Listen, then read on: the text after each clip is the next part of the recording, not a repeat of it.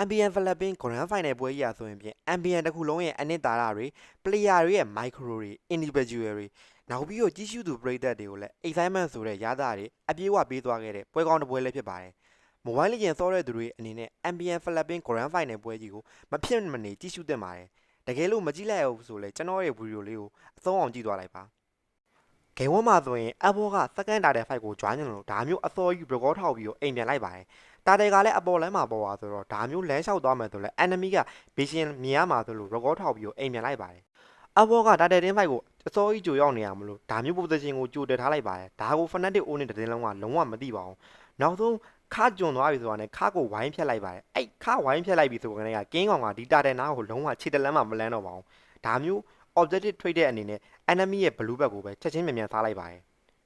ဒီမှာဆိုရင်ကြည့်ကြည့်ပါ9မိနစ်တောင်မပြည့်သေးပါဘူးခါကသူ့ရဲ့ EHP လိန်ကိုကင်းကောင်ကိုအပိုင်ပေးပြီးတော့ဖန်ခိုင်းလိုက်ပါတယ် Fnatic O က Game 1မှာဆို objective ထွေတာတွေကိုခဏခဏလုပ်တယ်ဒီမှာဆိုရင်ကင်းကောင်ကကျွံသွားတယ်အဲ့တော့ကင်းကောင်ကိုစိတ်လို့မရတော့မှန်းသိလို့ကင်းကောင်ကိုဒါမျိုးဘက်ကတ်မပေးတော့ဘဲနဲ့အမှ Fnatic O က Mega Tower ကိုအမြန်ပြေးပြီးယူပါတယ်ဒီမှာဆိုရင်ကြည့်လိုက်ပါ Bluesco ကတစ်ဘက်က Ruby ကိုကန်ပြီးတော့မှ Mega Tower ကိုအမြန်ယူပါတယ်ဒါပေမဲ့ Award ရောက်လာလို့ Tower ကတော့မရလိုက်ပါဘူ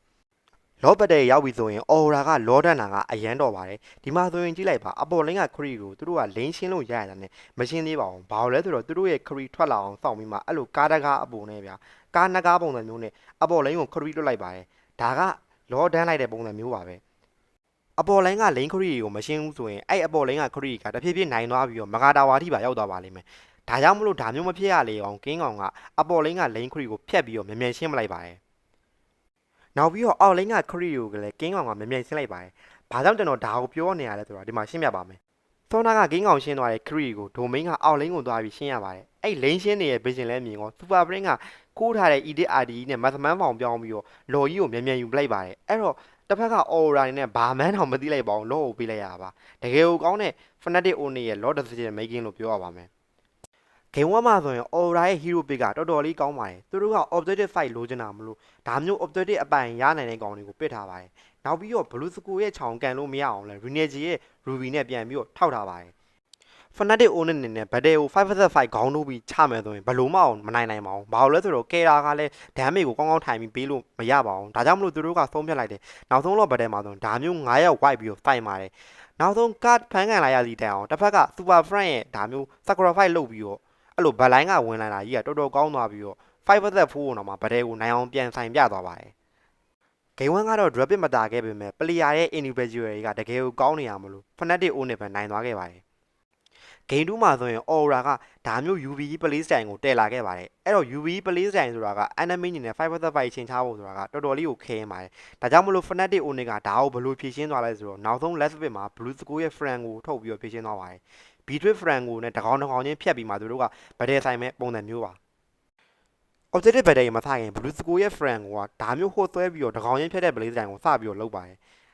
Blue Sco ရဲ့ hood တွေကတကယ်ပဲကောင်းခဲ့ပေမဲ့လည်းဒါမျိုး low ဗဒယ်မှာ 5vs4 တိုင်ညိတာအောင် Fnatic O ကဗဒယ်ကိုရှင်ချလို့မရပါဘူးဘာလို့လဲဆိုတော့တစ်ဖက်က Harry က damage ထွက်နေမလို့ပါဂိမ်းနံပါတ်3မှာဆိုရင်တော့နှစ်သင်းလုံးကစုယူတို့ Alpha တို့ကိုဘန်လိုက်ပြီဆိုတော့ကျွန်တော်တို့အားလုံးကြည့်ကြင်ကြတဲ့ Fanny နဲ့ Lin နဲ့ထွက်လာခဲ့ပါတယ်ကင်းကောင်ရဲ့ Fanny ကတော့အများကြီးပြောစရာမရှိသလိုတော်တော်လေးလည်းကောင်းတဲ့ထဲမှာပါပါတယ်ကင်းကောင်ရဲ့ Fanny ကဘလောက်ပဲကောင်းတယ်လို့ပြောဒီမှာဆိုရင်စပြီးမှားအဲ့ဒါကဘာလဲဆိုတော့အောက်လိမ့်မှာ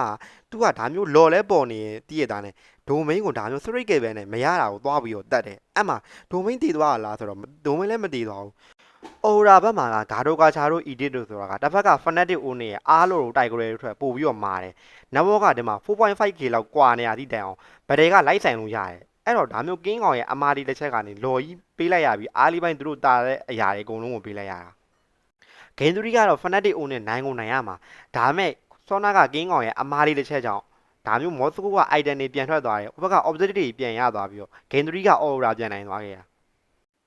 Game 5မှာဆိုရင် Fnatic O ကဒါမျိုး network 8k နီးပါးလောက်တာရတော့မှ Aura ကမရရအောင်ဗဒယ်ပြန်ဆိုင်သွားပြီးတော့ epic game match ကြီးလုတ်သွားပါတယ်ဒါကဘယ်လိုဖြစ်သွားလဲဆိုတော့ကျွန်တော်စဉ်းစားကြည့်အောင် Game 5မှာဆိုရင် Aura ကသူတို့ရဲ့ UV play style ကိုတည်ပြီးတော့ဆော့လာတယ်ဒါကို Fnatic O ကဘယ်လိုဖြည့်ရှင်းသွားလဲဆိုတော့ဒါမျိုးချောင် pick on နဲ့တကောင်ချင်းဖြတ်မဲ့ play style နဲ့ဖြည့်ရှင်းသွားတယ်အဲ့တော့အားလေးပိုင်းမှာဆိုရင် award တကောင်လောက်ကပဲ initiator အနေနဲ့ပါတာအဲ့တော့ award ကိုဒါအရင်ဖြတ်လိုက်မယ်ဆိုရင် Aura က objective fight တွေမှာဆိုခေါင်းထုတ်လို့မရဘူးဒါကြောင့်မလို့သူတို့က award ကိုအရင်ဖြတ်တယ်ပြီးမှ objective ကိုလူတယ် ဒါကြောင့်မလို့ Fnatic Onyx က early game ကိုတာခဲ့တယ်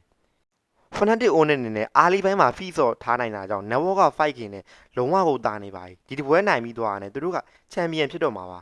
အဲ့ဒါမလို့သူတို့ကဒီ tester တွေကိုမတက်တော့ဘဲနဲ့ tester တွေကိုလော်ကြီးပြောင်းတော့အောင်စောင့်လိုက်ပါတယ်ဒါကိုကြိုသိနေတဲ့ Aura ကဒါမျိုး tester တွေကိုလော်ပြောင်းမခံမနဲ့သူတို့ကတာတွေကို hero key ပေးခြင်းပေးရပါသေး၄កောင်လုံးလာပြီးတော့လူပါတယ် Aura ရဲ့ decision making ကောင်းသွားတာကြောင့်မလို့ဒါမျိုး2မိနစ်ပို့ပြီးတော့ fan ဝင်ရလိုက်ပါတယ်73မိနစ်လဲကြော်ပြီး14မိနစ်ရောက်တော့မယ့်အချိန်မှာဆိုရင် mid game လောက်ကိုရောက်သွားပါတယ်ဒါဆိုရင်ဒါက Cecilian ရဲ့အချိန်လိုပဲပြောရပါမယ် Blue School အနေနဲ့ Cecilian ကိုဝင်ကန်မှုဆိုတာကလည်းလုံးဝကိုမဖြစ်နိုင်တော့ပါဘူးဒီမှာဆိုရင်ကြည့်ပါ Fnatic Onyx ရဲ့ကိုယ်နှကောင်ကဒါမျိုး Cecilian ရဲ့ဒီမှာတစ်ချက်နှစ်ချက်လောက်ထိတိုက်တာနဲ့ကိုလုံးဝ damage ကမခံစားနိုင်တော့ပါဘူးအဲ့တော့ Fnatic Onyx ကလော်ကြီးရသွားသည်တန်အောင်ဒါမျိုး Cecilian ရဲ့ damage ကိုမခံစားနိုင်ကြတာကြောင့်မလို့ game fight ကသူတို့နိုင်ရမယ့်ပွဲကြီးကိုပြန်ပြီးတော့ epic ကမ်းမဲ့ပေးလိုက်ရပါတယ်Grand Final ရဲ့ Best of 7နောက်ဆုံးပွဲမှာဆိုရင် Fnatic Onyx ကဒါမျိုးရွေးချယ်စရာရဲ့ hero တွေအများကြီးရှိရတာမှာ Edic ကိုရွေးချယ်သွားခဲ့ပါတယ်။ဘာကြောင့်လဲဆိုတော့ Edic ကတော်တော်လေးကိုအသုံးဝင်တာမလို့ပါ။ Game 7မှာဆိုရင် Fnatic Onyx ကလောနေပါပြီ။သူတို့ကပုံမှန်ဆိုရင်သူတို့စုယူနဲ့ Edic ရပြီဆိုရင် Card က Mega Cree ကိုရှင်းတယ် level 4ယူတယ်ပြီးမှတာတယ်ကိုလုတ်တယ်။ဒီမှာဆိုရင်ကြည့်ပါ Card တင်နဲ့ Mega Cree ကိုလည်းမရှင်းတော့ပါဘူး။ဒါမျိုး Demon Guide ကိုဖမ်းတာကလည်းလွဲသွားပါခဲ့ပါတယ်။နောက်ဆုံးတစ်ဖက်က Award က level 4ရသည့်တိုင်အောင်မှာခတ်က level 4လည်းမရသေးပါဘူးနောက်ပြီးတော့ King ကောင်ကတာတယ်ကို retribution လည်းလွဲသွားတဲ့အတွက်ကြောင့်မလို့အမအားလီပိုင်းမှာ Fnatic Onyx ကစပြီးဖိခင်ရပါတော့တယ် Fnatic Onyx အနေနဲ့အားလီပိုင်းသူတို့ကမှားထားတော့အမားထပ်ပြီးတော့မလုပ်တော့ပါဘူးဒီမှာဆိုရင်ခါကိုကြည့်ပါဒါမျိုးတာဝါကိုဘာကြောင့်အမ damage ခံလဲဆိုတော့ဒီတာဝါကိုသူတို့ကရအောင်ချိုးကျင်လို့ပါအဲ့တော့ Aura ကလည်းအောက်လိမ်းမှာတာဝါချိုးနေတယ်လို့ Fnatic Onyx ရဲ့9កောင်လုံးကလည်းအပေါ်လိမ်းမှာတာဝါလာပြီးချိုးပါတယ်အဲ့တော့ဒါကို objective trade တယ်လို့ပဲပြောရပါမယ်ဒီမှာဆိုရင်လည်း objective trade ပါတယ်Fnatic Onyx ကအောက်လိန်ကတာဝါကိုယူနေတယ်လို့ Aura ကလည်းအပေါ်လိန်ကတာဝါကိုယူပါတယ်အဲ့လို objective ထွိတ်ပေးချက်အားဖြင့်ကိုယ့်ဘက်ကဒါမျိုးတာတေးပါတယ်မရသည့်တန်အောင်မှာ network ကအရင်ပြတ်မနေဘူးဒီမှာဆိုရင် 2K လောက်ပဲကွာတာ